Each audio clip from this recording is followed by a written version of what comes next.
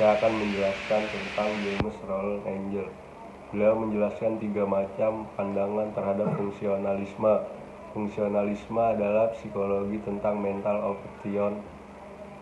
operation sebagai lawan dari psikologi tentang elemen-elemen mental. Fungsionalisme adalah psikologi tentang kegunaan dasar dari kesadaran yang jiwa merupakan perantara antara kebutuhan organisme dan lingkungannya, khususnya dalam keadaan emergensi, teori emergensi dari kesadaran.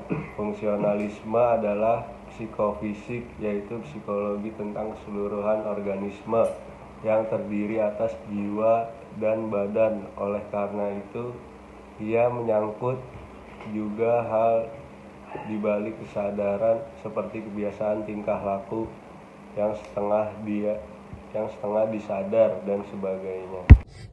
William McDougall adalah seorang psikolog dari Inggris. Ia lahir di Kederton pada tanggal 22 Juni 1871 dan meninggal di Durham, Newcastle 28 November 1938. Ia mengajar di Oxford University sejak tahun 1904 hingga 1920. Setelah dia mengajar di Oxford University, ia diangkat menjadi guru besar di Amerika Serikat. Mula-mulanya ia mengajar di Harvard University, kemudian pada tahun 1927 ia pindah ke Duke University di Newcastle. Ia mewujudkan pandangan tentang behaviorisme tanpa mengikuti pandangan medicine yang ekstrim. Ia menganggap psikologi sebagai pengetahuan tentang tingkah laku dan perkembangan manusia dan harus ditinjau dari sudut biologi. Pandangannya mengenai tingkah laku naluriah manusia sangat menonjol.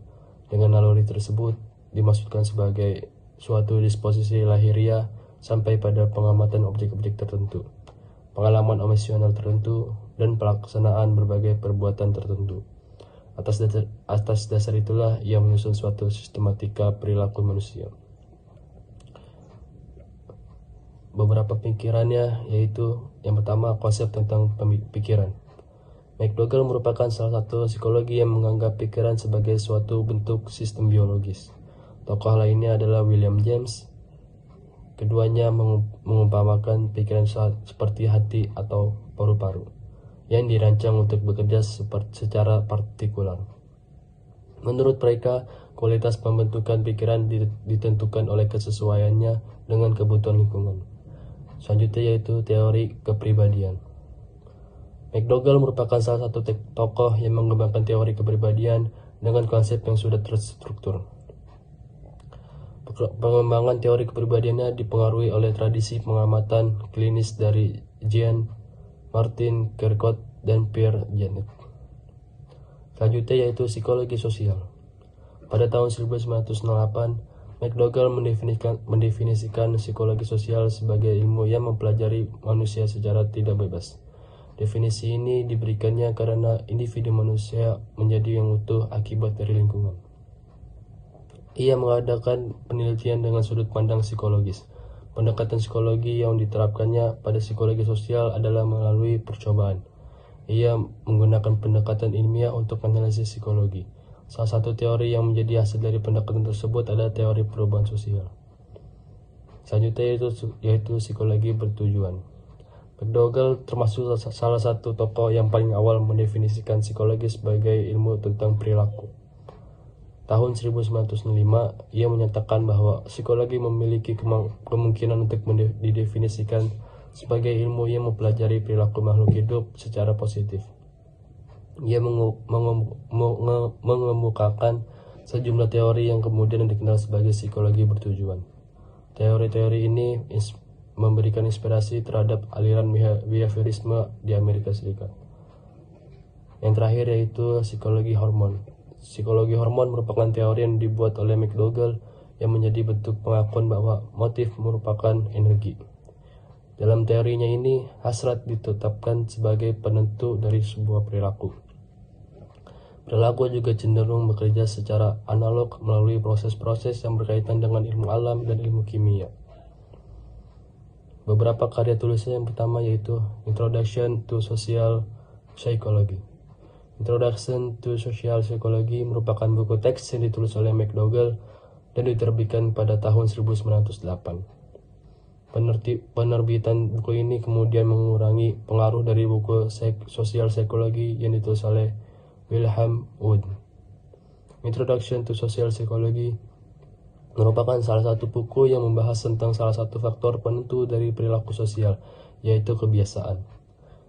Introduction to Social Psychology kemudian menjadi salah satu buku utama dalam psikologi sosial. Keberadaan buku ini menandakan psikologi sosial secara resmi menjadi disiplin ilmiah tersendiri. Selanjutnya yang terakhir yaitu The Group Mind. The Group Mind merupakan karya McDougall yang diterbitkan pada tahun 1920, yang mana buku ini merupakan salah satu buku yang memuat pemikiran klasik tentang psikologi sosial.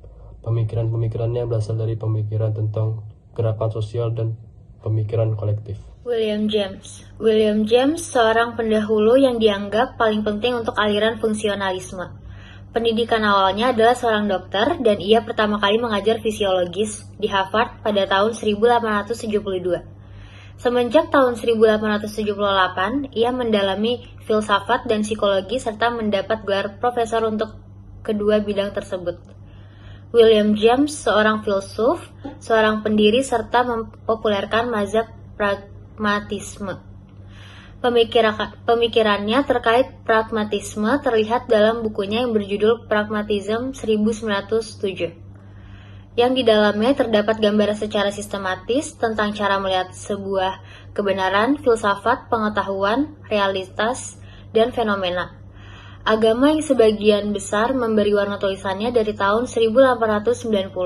Salah satu pendapat dalam bukunya ini yaitu kebenaran. Menurut William James, tidak ada kebenaran mutlak yang berlaku umum dan bersifat tetap serta berdiri sendiri, karena kebenaran selalu dapat diubah dan direvisi oleh pengalaman murni. Dari dalam bukunya juga, William James menentang pandangan bahwa kesadaran tidak melahirkan kesatuan lahirlah. William James justru menyatakan bahwa kesadaran adalah suatu fungsi yang bersumber dari pengalaman murni. Pengalaman murni yang dimaksud ialah perubahan-perubahan yang terus-menerus dari kehidupan manusia, yang nantinya akan menjadi bahan refleksi manusia pada masa depan. Maka dengan begitu, William James menolak adanya kebenaran mutlak yang berlaku umum dan bersifat tetap serta berdiri sendiri. Sebab, menurutnya, kebenaran selalu dapat diubah serta direvisi oleh pengalaman murni. Harvey Carr lahir di Morris, Amerika pada 30 April 1873. Ia merupakan bapak pendiri psikologis fungsionalis, terkenal dengan pendekatan metodis dan menyeluruh terhadap sainsnya. Karyanya sebagian besar dikhususkan untuk studi tentang kognisi dan persepsi hewan. Carr berkolaborasi dengan John B. Watson dalam proyeknya yang paling terkenal, eksperimen Kerplunk yang terkenal. Menurutnya yang paling penting dari psikologi adalah perilaku adaptif manusia. Ia menjelaskan berbagai fungsi mental manusia, perception, learning, emotion, dan thinking dengan kerangka berpikir perilaku adaptif manusia, mengembangkan ruang lingkup psikologi dari segi kelompok subjek, anak, binatang, maupun bidang kajian atau psikologi abnormal, psychological testing, psikologi terapan.